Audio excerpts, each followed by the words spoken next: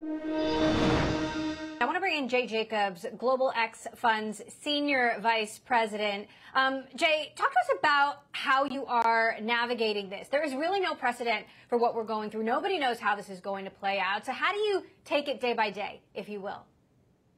Well, every situation is going to be unique to investors, but we're giving advice to our investors to look at three things right now. And one is look to tax loss harvest. There's plenty of things to sell in a portfolio. This has not been the case in years past, where there's been just outsized gains in the S&P 500 and across virtually every sector. We're telling people to dollar cost average. Don't try to time this market. This volatility is impossible for even the most seasoned professional investors to time accurately. And to bargain hunt, to look for areas of the market that may have sold off more aggressively than they needed to because people are trying to raise cash in any way or shape they can. So there's some real valuations out there that are pretty attractive now. Meantime, hedge fund manager Bill Ackman was on Bloomberg television earlier. He sounds fairly optimistic. Take a listen to what he had to say. It's obviously a very volatile market. We can buy and sell different securities. We could put a hedge on them again in the future. All of that being said, I think the most likely event is we're a long-only investor. We intend to, we believe in the country. I think the country is getting to the right place on this issue. So, Jay, talk to us a little bit about whether you share that sense of optimism. Markets are going to return at some point, but nobody knows how long this is going to last. We do. The time frame is the most concerning thing right now. People don't know how long they're going to be staying at home. People don't know how long these companies are going to have to stay afloat with essentially emergency credit from banks or from the Fed. But we do know 3, 5, 7 years out, the U.S. economy is incredibly resilient. It has tons of human capital and talented people and entrepreneurial companies. So this will rebound. And that can be a real advantage. We've spoken to a lot of investors who, frankly, had been a little bit nervous heading into 2020. A lot of people have been keeping more cash on the sidelines. And if they're looking to invest now, these are pretty attractive valuations, barring that they don't think they need that money in the next 3, 5, or 7 years. Time is a real asset if you have cash right now, and it's a real risk if you don't have cash or if you need cash in the short term. So, Jay, I mean that's a great point, but obviously you have to understand too that there is a lot of fear, a lot of concern in the market about how deep this recession could be and how long it may go on. For those folks who maybe are a little bit nervous about putting cash to work, or maybe are thinking about selling out of positions, I mean, what's the main sort of selling point that you give them to expose themselves to that potential risk at this particular moment? Well, look, for long-term investors that can stomach the risk, we see this as a really transformational period in the economy. You have very attractive valuations for segments like the video games and esports segment, which is sold off 15%, social media, which is sold off 30%, e-commerce, which is sold off 25%. And all of these themes have only accelerated in the last few months. People are at home playing games with their kids on their PlayStation 4. You have baby boomers and the silent generation learning how to buy things on Amazon so they can get deliveries to their house, and FaceTiming and using Twitter. So this is a real disruptive moment in technology where more people are using these new techniques to get through their everyday lives. And then the companies that are involved in that are selling at a discount. So this is a real inflection point that I think investors, if they can, should take a close look at. That's a good point. Maybe you can expand on that a little bit. I mean, when we went through the global financial crisis, one of the sort of outcomes of that is it gave rise to a whole new group of sort of, I guess you could say, technology platforms, or whether you talk about the sharing economy, the gig economy, things like Bitcoin and digital currency. What do you envision? I mean, if you can sort of look into your crystal ball here, that could be some of these more technology sort of leaps that we could make once we do sort of get through this period. Well, I think we'll be set back on the path that we've been on for the last 5 years. So one of that is the shift from brick and mortar retail to e-commerce. This is a theme that's been going on for a decade already, and yet only 10% of consumer sales is happening online versus in brick and mortar. So the 90% of that market is left. It's automobiles, it's groceries. Those haven't really moved online, but now I think there really is a strong push to do so. And the people that have been the laggards, that have been holding out to make those purchases online, are really being forced to very quickly get comfortable with that. The second one is video games. People People have been playing video games for 4 decades now, but it's still often seen as, something for teenagers or for the Gen Z generation, not for adults. But if you're a parent stuck on a couch with your kids for the 30th day in a row, you're absolutely going to play an NBA game with your kid, or or a strategy game with your kid on a console, because it's a way to bond and it's a way to have fun on your couch. And that trend, I think, is only going to continue to accelerate as people continue to leverage technology in their homes. So if that's where you see the opportunities, Jay, where do you think investors should be pulling back? Because it's certainly not all opportunity if you look across the board, even in the tech sector. Well, I think there's still a lot of uncertainty in a lot of sectors out there. I think in the materials sector, there's a lot of debt out there. There's a lot of uncertainty around how much consumption there will be of different commodities. So I think there's a lot of risk in that space. What you really want is to look at companies that, have the cash and have continued cash flow to survive what could be, a months long interruption. And, unfortunately, that's not a lot of the companies that are heavily indebted or that have a lot of fixed costs. But if you look at those companies more on the technology side, on the software side, on the chip side, on the social media side, one, they have cash, and two, they're continuing to make cash flow even in this pretty disruptive environment. So that just makes them much safer than more of the kind of physical businesses that are out there right now. All right, Jay Jacobs, Global X Fund Senior Vice President, and our own Romaine Bostick. Thank you both. Coming up, we are awaiting this press conference at the White House. We're told that Attorney General William Barr will be there. This is the daily coronavirus briefing. We're going to talk a little bit more about what lawmakers are doing right and maybe wrong with former House Intelligence Chair Mike Rogers. This is Bloomberg.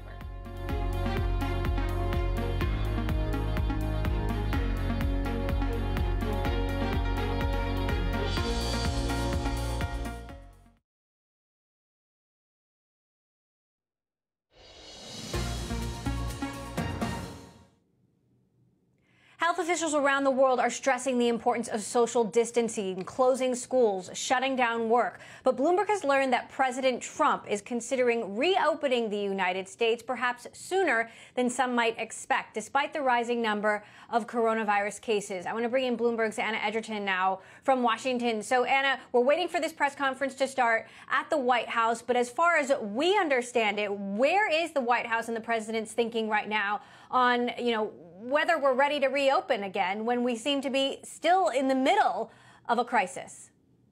That's a really difficult question to answer, and certainly one that the president has been grappling with, as you can see from his Twitter feed and from our reporting earlier this morning. He's been getting some advice from some right-wing economists in his inner circle who suggest that they don't want the cure to be worse than the disease. They don't want the prevention of the spread of coronavirus to totally tank the economy worse than it should. On the other hand, he has his health advisors like Dr. Fauci, who has really tried to hammer home this point that we can get the economy back up and running more quickly if we keep the curve of infections below what hospital resources can handle. So that's really the debate that's going on in the White House right now, and we'll see how it plays out when the president speaks with the press here shortly. Right. We'll be listening for that. Meantime, talk to us about the state of play when it comes to this Senate stimulus bill that has yet again failed to advance. So the Senate bill has failed this procedural vote twice. And we know that Republicans and Democrats are still negotiating to try to get to a version that is agreeable to both sides. When that happens, they'll have to do a procedural vote to basically open debate on the legislation, and that would prepare the way for a vote on the final bill. Meanwhile, while this is taking place, House Speaker Nancy Pelosi, a Democrat, has introduced her own bill in the House that we're kind of looking at as a wish list of Democratic priorities, because at this point it doesn't look like the House would go first on that legislation, but they have presented at least an outline of the elements they think should be included in the Senate bill. All right. Well, Anna, for us in Washington, Anna Edgerton, I know you're going to continue to follow that. Meantime, I want to bring in someone who understands the machinations of Washington intimately. Former U.S. Congressman Mike Rogers, who was the congressman for Michigan for 14 years, also the former chair of the House Intelligence Committee, and now the chair of 5G Action Now. Thank you so much, sir, for joining us. You know, I want to start with getting your broad view on the unprecedented human experiment we now find ourselves in the midst of across the United States, where you've got millions of people working from home, millions of kids out of school, exacerbating this sort of huge digital divide between the haves and have-nots. How well poised do you think we are to really pull this off when we really weren't prepared for it? Yeah, no, we were definitely not prepared for this, and it's going to overwhelm certainly networks. So if you think about it, nearly 1 in 5 teens can't finish their homework before this started because of lack of access to either good networks or computer or internet connection at home. And you know, some 25 million Americans across the country don't have broadband at home. So if you're thinking about telecommuting and the extra need for moving large packets of information back and forth, it's going to strain an already overwhelmed system, which really highlights the importance of why 5G and an appropriate and quick build-out is so important. And I think, Emily, if you think about it, this is going to change the way that schools deliver their services. You might see a fundamental difference in if it works in urban areas where they can connect with kids and they have the ability to connect. Maybe they don't have to come to school 5 days a week, or we have plans in place the next go round because we are prepared with 5G to be able to turn it on very quickly, where teachers just can engage with technology, their students, very, very quickly. You don't have all of the machinations of teachers trying to set it up individually for their classes, and you can imagine the strains and stresses that's going to cause on our education system. Meantime, curious, given your role on the House Intelligence Committee, from a national security perspective, how much more vulnerable are we with so many Americans working from home, perhaps government workers not able to view classified information, the entire system slowing down, foreign powers potentially trying to exploit us? Oh, they're definitely trying to exploit us. And one of the things that we've seen is both the Russians are using this as a misinformation campaign. They're trying to blame the United States. They tried to blame London in these false and fake news stories that they were trying to circulate online. And we also saw the Chinese getting involved. They were trying to make sure that people around the world, using their diplomats and other channels to encourage a counter-narrative to what was the truth, that they just didn't respond well and it didn't start in China. And all of that is adding to a little bit of, I think, people's panic at home. They're getting false information. They're not getting correct information. Some of that is being driven by these information operations by our adversaries. And it also highlights, Emily, in a real important way, if you think about what's the supply chain for medicines and medical devices and other things that we're having a problem with in the midst of this, meaning we've outsourced so much of these critical functions overseas, including China. 5G is going to be, we're in this debate now. Do we allow China to control more of 5G than not in the world? I think if you look at the problems we've just had, the importance of being able to control some of this on secure networks, I can't tell you how important it is to get the 5G right, build out right for secure networks, meaning we keep countries like the Communist Party of China out of this business, and reinforce our supply chains to a more domestic appropriated, meaning we're going to have, if you believe in health security, safety, and national security, we're going to have to look at how we source those products, and we better have the capability to surge here at home. Meantime, we're hearing stories about ransomware criminals hitting health centers, hitting test centers, hitting hospitals. What should we do about that? Should the U.S. activate Cyber Command offense here? Well, I hope they're already on it. We know that Department of Justice shut down a site that was advertising it had a coronavirus that you could buy. Every bad actor in the world is going to try to take advantage of this. And because if you imagine, more people are going to be online longer at home during the day than ever before because of telecommuting, kids are at home, people aren't working at all in some cases, staying at home. All of that activity is up.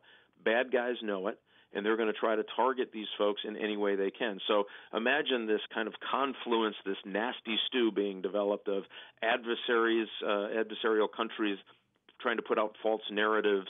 Then you have bad guys laying over top of it that they have solutions and or things for sale that no one else has for sale to fix this, and cyber criminals trying to penetrate your personal computer to get back to where you work. All of that's happening today. So I would argue that not only does the Department of Justice need to continue to step up, and they've done a good job so far, our National Security Agency needs to be unleashed to go after these folks, because a majority of these bad players are going to be found overseas. Meantime, give us a view on what the House Intelligence Committee, what might be happening there behind the scenes. This as the president contemplates when to reopen the country. Obviously, this is painful right now. This is painful economically. It's painful for children, for students at home. But obviously, it's being done in the interest of our health and keeping people around the world alive. As the president debates this choice ahead, what's going on behind the scenes?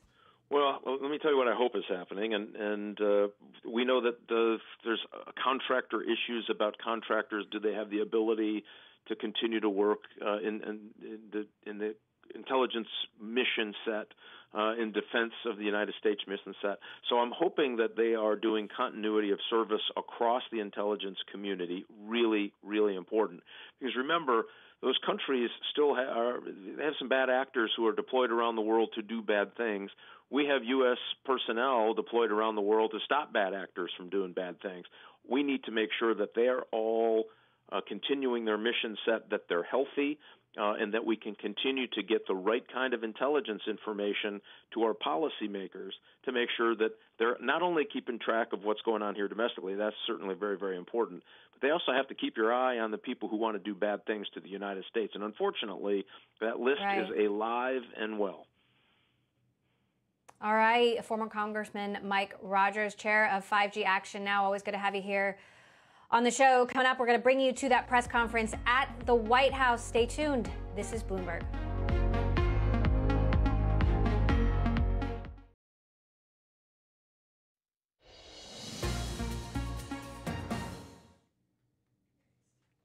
Welcome back to Bloomberg Technology. New York City Mayor Bill de Blasio speaking now in the city about the latest on the coronavirus situation there. The mayor saying there are now 12,339 confirmed cases of COVID-19 in New York City, as well as 99 deaths. We're going to continue listening in to what the mayor has to say and bring you more highlights from that. Meantime, I want to bring in our Bloomberg News reporter, Mark Bergen, who covers Alphabet, of course, the parent company of Google. And Mark, Google finally unveiled its much anticipated nationwide website that the president had promised, but it seems to have nothing to do with testing. As far as I can tell, Mark, this website is pretty basic, isn't it? Yeah, it's fairly bare bones information. I mean, it's certainly Google's leaning forward here, providing information from CDC and public authorities. They have told me that the CDC questionnaire that could link out to further testing is coming soon, although they didn't give a date to that. The other part of Google, called Verily, is doing triage. Now they have 4 different sites in California, but certainly not nationwide. All right, Mark. Well, you can check it out at google.com. Mark Bergen, who covers Alphabet for us, thank you very much. We'll be right back, and we will take you to that coronavirus press conference at the White House as soon as it begins. This is Bloomberg.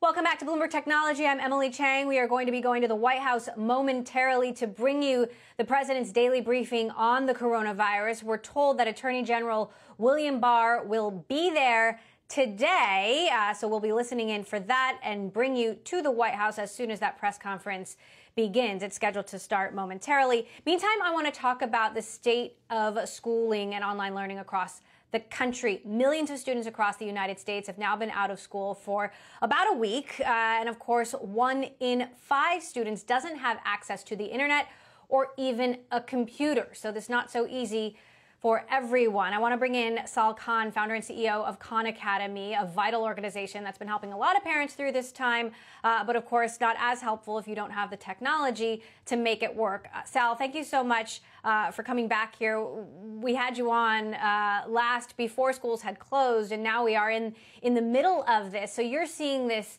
happen in real time. What are the sort of pain points that you've discovered so far, as now, tens of millions of kids are at home trying to learn something while their parents are also working at home? Yeah, what a week it's been on so many levels, I think, for everybody. I think the number one thing is what you just mentioned, a large fraction of students who don't have internet connectivity or devices at home. I think this whole crisis has shown that that is not a nice to have, it is a must have, frankly, not just to access things like Khan Academy, but also just to have a social connection with folks in this time of social distancing. So we've been talking to a lot of telecom players, tech companies, philanthropists about what they might be able to do to get devices into homes, open up things like hotspots, get students broadband somehow. So that's step one. There's obviously huge questions around just basic childcare issues, school lunches, et cetera. So there's a lot of complexity there. But even if some of that stuff is worked out, I think all parents are struggling with, how do I structure the day? We're all forced to be homeschooling parents of sorts now, but we didn't have the time to prepare for it. And so that's why, since we last spoke after our last conversation last week, we published these calendars, these schedules for students of different age groups or parents of students of different age groups to say, how can you structure your day? And what is there on Khan Academy? We're free, we're non-commercial, we're not-for-profit, and other resources that you can make a full school day. And then how can you complement that with other resources, say things like video conferencing, so that students can also get, I guess you say, live or synchronous lessons as well. Meantime, you've got this debate now going on about what this actually means for our children. It's one thing to get through the day, but when we all go back to work, we go back to school, then is this divide somehow exacerbated? One of our Bloomberg opinion writers on the Bloomberg editorial board, Andreas Kluth, wrote a piece called "Closing Some Schools May Cause Some Kids a Lifetime of Harm," which certainly sounds quite dramatic. And he says in his piece, at some point, whenever the pandemic recedes, these cohorts will rejoin in a classroom, the haves and have-nots, but one group may never catch up again, whereas the other will pull ahead. Do we have to be worried about that? Yeah, I think we do. The reality is, even if there were no supports, your and my children would get some type of support as schools close. And historically, even summer vacation is a major source of inequity because schools are closed there. And middle class and upper middle class families can get enriching activities for their children, while poorer families don't have access to those. So there's always this thing called summer vacation that actually has been a major source of inequity. But there's a very real scenario in which summer vacation this year is not just 2 or 3 months, it might be 5 months. And then there's a very real scenario that as we go back to school, if the virus picks up again as things normalize, that they might have to be shut down again in a moment's notice. And so in this world, that's why I've told the team here at Khan Academy, as a not-for-profit with this goal of free world-class education for anyone, anywhere, we've got to step up. We've got to make sure that people have complete offerings, they know how to structure their days, and it's for sure not going to be the full solution to everything, but hopefully it will help level some of these inequities we have. I can't claim that we'll be able to solve it, but these are the exact questions we have to ask ourselves. Now, I've used some of the Khan Academy schedules. I've used some of your programming. My children have used it. But at the same time, I'm working from home. I'm anchoring in an entire show from home. And, it's hard to obviously keep children engaged, or sometimes it's just keeping them distracted through the time that I need to work. I had my son barge into my room today in the middle of a radio hit. And we as parents, I think many of us are probably putting pressure on ourselves to maintain some sort of structure, but also get our own work done. How much should we as parents be expecting our children to actually get out of this time? So the first thing I tell the parents, and I'm in the same boat, I have 3 young kids at home, and they're coping to different levels, to different degrees. I tell parents, there's so much to think about right now. Just don't beat up on yourself. We're a week into this. We're going to figure this out together. If you want to get started, just focus on the basics at first. An hour of reading, an hour of math. We can help you there. We have book lists that we've published that can be helpful as well. That's a great start. And I've gotten reassurances from many homeschooling parents that as long as you really keep up to it and you keep consistency, the kids will also get adapted to it. That, especially for the very young kids, ages 5, 6, 7, it can be very hard. All of a sudden, your parent is trying to give you structure. Your parent's trying to do a job simultaneously. But I would say, don't beat up on yourself if your parent. Don't stress about it. Take one step at a time. To quote Frozen 2, do the next right thing. And then, depending on how long this closure situation goes, I think we can start to fall into patterns. But we are also doing things like daily live streams for advice for parents. We're doing parent webinars to help them get started and really disseminate information so other parents can say what worked for them. Talk to us about what you're seeing globally, because you had seen kids coming back to school in Asia. Now, obviously, this crisis has spread to Europe and of course, in the United States. Are there any lessons that you're seeing happening elsewhere and learning from that others can take away? Well, I mean, the clear thing that you're seeing more at the virus level is that, the social distancing is important to shut down things. But I don't think anyone's figured out the school closure situation. And, we're a relatively small not-for-profit. We're the budget of a large high school, but we reach over, before the crisis, 100 million students a year, and it might end up being multiple of that. We're saying, hey, we kind of have to step up here to fill a lot of this void that no one has quite figured out yet. We surveyed teachers over the weekend. It looks like half of them are in districts that had no virtualization plan or online learning plan. And then of the other half that did it, it's hit and miss. And so there's not a lot of guidance for teachers, students, and parents. So we see our role to step in. And we're seeing, last week on Monday, our traffic was up 60%, Tuesday up 80%, Wednesday up 100%. Thursday, 120%. So it's just continuing to accelerate. So we're just trying to do what we can. And I remind everyone, we are not for profit. And so our costs are going up, but our donations need to keep up with it. We're philanthropically supported. So when the dust settles, and it will settle at some point, we just don't know when, what do you think the impact on the U.S. education system will be? Yeah, that's a big question. And we don't know how long it will take for that dust to settle. I think if that dust settles in a matter of weeks, we won't see major structural changes. I think some of these things like internet access or computers at home are now going to be viewed as essentially a human right, especially if you have to be social distanced or your schools are closed. So I think that's a given. I think if we face a situation where schools close from now through the summer, and then even as we get to back to school, it's hit and miss. Maybe the virus picks back up in the fall once social society normalizes, in which case we might have to close schools again. I think then you're in a situation where districts and schools are going to have very clear virtualization plans.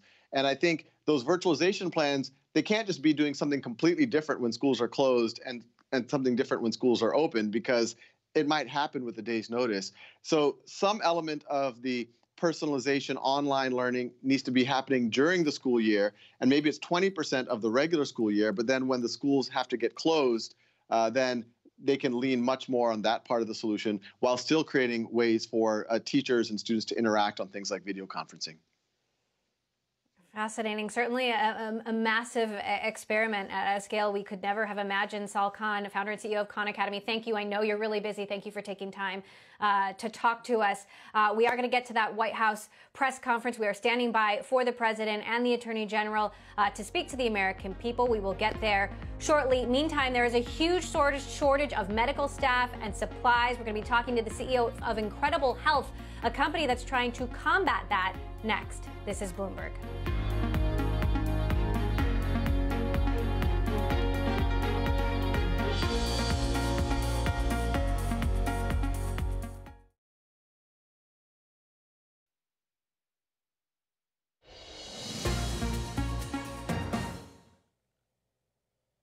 Live look there of the White House press room. We're waiting for President Trump to take the podium in the daily coronavirus briefing. We're also expecting U.S. Attorney General William Barr to be there. This press conference was scheduled to start now about 12 minutes ago, and we are still waiting. We will bring you there as it happens. Meantime, there is a huge shortage of healthcare professionals and essential supplies as this outbreak continues to spread. I want to bring in the CEO of a company called Incredible Health, Iman Abuzaid, a platform that helps connect hospitals with healthcare workers and nurses in particular. So first of all, Iman, give us the lay of the land. Just what are hospitals dealing with right now, and how bad is this shortage?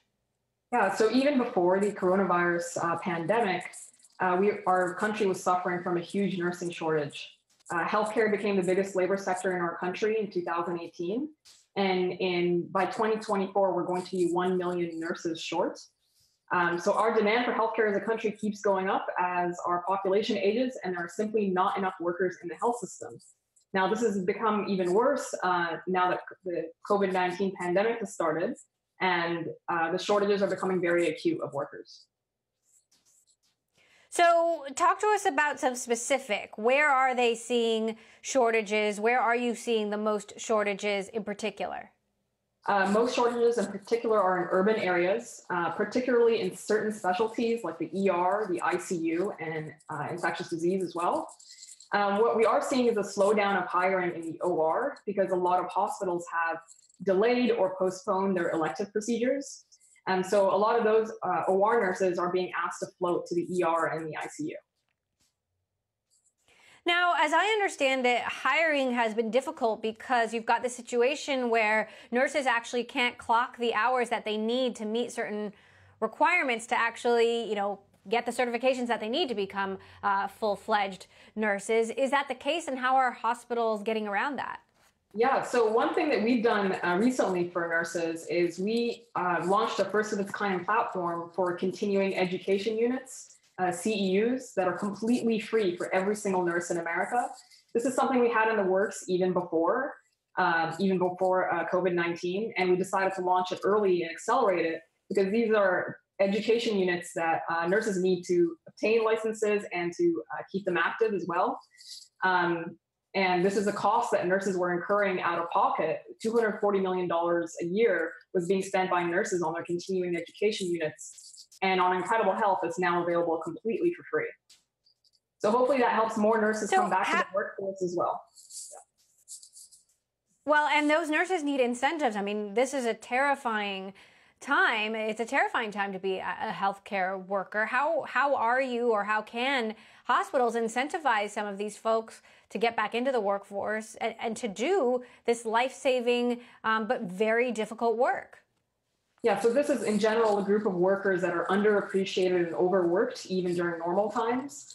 So I think today, what we need to do is make sure that we are able to appreciate this group of people and give them whatever we can, support they can, everything from PPEs to making licensing easier to enabling them to get jobs as fast as they can. What about the equipment shortages? We're hearing, we cover the tech industry. We're hearing, Apple is working with its suppliers to make masks and donate them. Facebook donating a stash of 700,000 masks that they had saved during the Northern California wildfires. What sort of equipment shortages are you seeing, and how are those being dealt with? The hospital clients and nurses that we're working with are saying that there are continued shortages of PPE. Hopefully these donations do make a difference. But the main thing we're seeing among nurses on our platform on Incredible Health, which is at its core a hiring platform for permanent roles, is that there are nurses that are increasingly getting sick. That's to be expected. 8% of the COVID cases in Italy are healthcare workers, and we should expect to see the same here in the US. We also have nurses that are already in quarantine. And we have nurses that are delaying their job search and not really willing to move around right now. And they're being asked by their current employer to work longer hours. So this is an increasingly challenging time for nurses as well.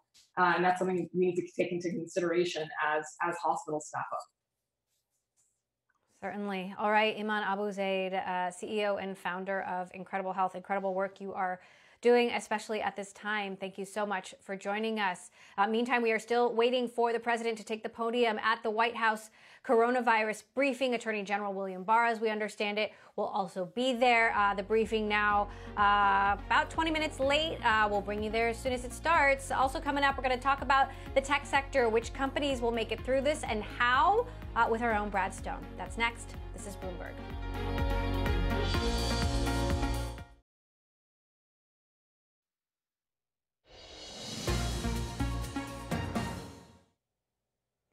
Welcome back to Bloomberg Technology. We are waiting President Trump to take the podium at the White House press conference to discuss the latest on the coronavirus outbreak. He is not there yet. We'll bring you that as soon as it starts.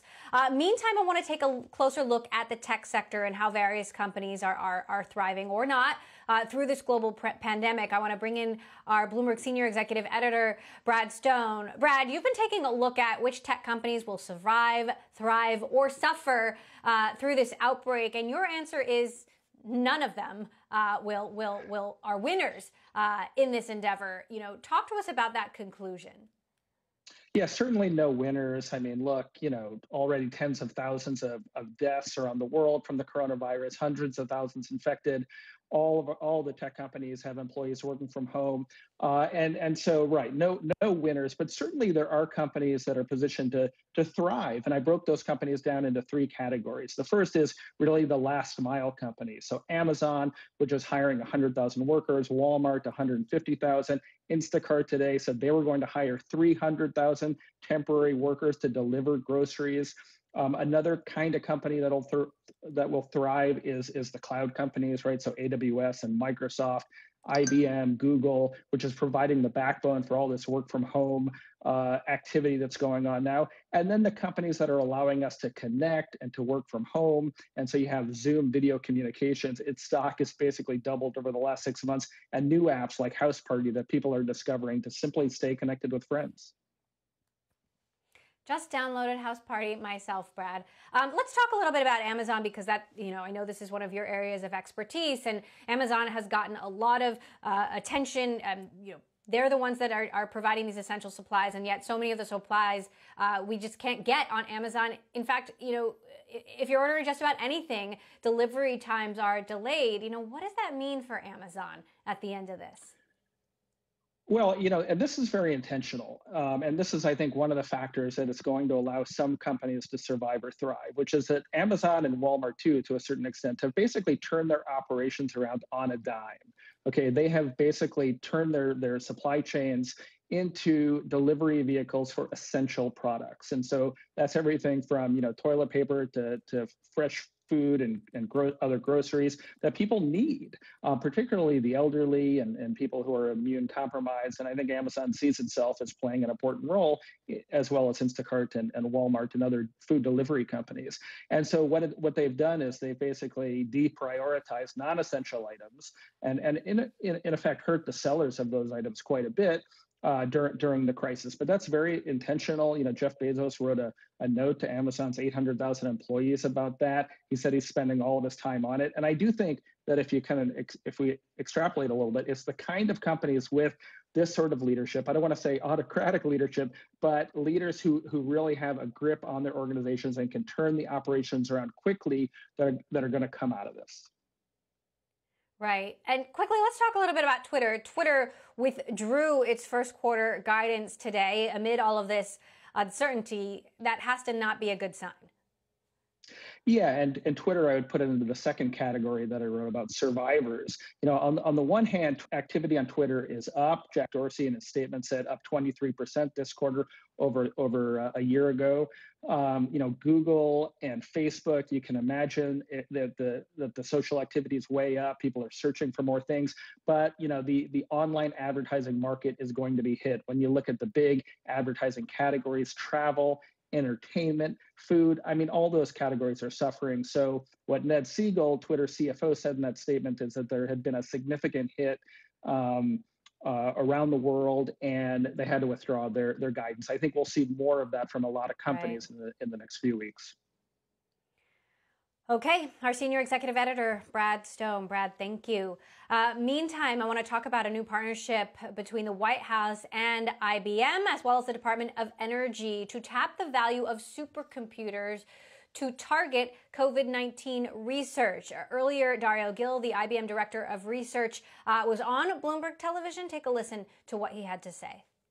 This is an opportunity for us to marshal the extraordinary supercomputing capacity that exists in the United States and to bring it all together in the context of matching that capacity that is residing in the national laboratories of the Department of Energy, in NASA, at MIT, RPI, at IBM, and the major tech players, and band together, bring it together under a consortia, and then have a process to match it to the scientists that can make the most advances in the context of lending this capacity to them, to be able to do modeling and, and vaccine development and new therapeutics that they need access to high performance computing for. And of course, Dario, at IBM's disposal, of course, is supercomputers. Explain to us how your supercomputers can shorten some of the time it takes to come up with a vaccine, because that's the ultimate goal here when it comes to battling the coronavirus. Yeah, no, that's exactly right. I mean, supercomputers are science accelerators, right? What they allow us is to shorten the time with which we can conduct experiments and get to discoveries. So let me give you an example. Working on IBM Summit, which is the fastest supercomputer in the world in the Oak Ridge National Laboratory, researchers there and researchers at the University of Tennessee were able to narrow down from 8,000 different molecules to the most promising 77 molecules that bind to the protein spike that is present in the virus, that is then used to basically attach to the other cells and spread the virus. So by narrowing from 8,000 compounds to a much smaller set of 77 most promising small molecules, what we're doing is accelerating this process of discovery. Then those can be used by experimentalists and teams to be able to test and accelerate that process. So Dario, I would assume then that would potentially shorten the process, or potentially shorten the process for finding a vaccine and getting it out there to folks, or getting some sort of treatment out there to folks. I'm wondering what other companies are part of this partnership, whether formally or informally, that you've been working with? Yeah, in addition to IBM, we have Google, Amazon, Microsoft, HPE has joined as well. And there'll be others who collaborate as well. And I think that's an important also moment to reflect that we all have to come together in this moment of crisis, transcending competition, and be able to pool these resources and make it available to the scientific community, and to do it, of course, with the federal government, with the national laboratories, and with academia. Oh.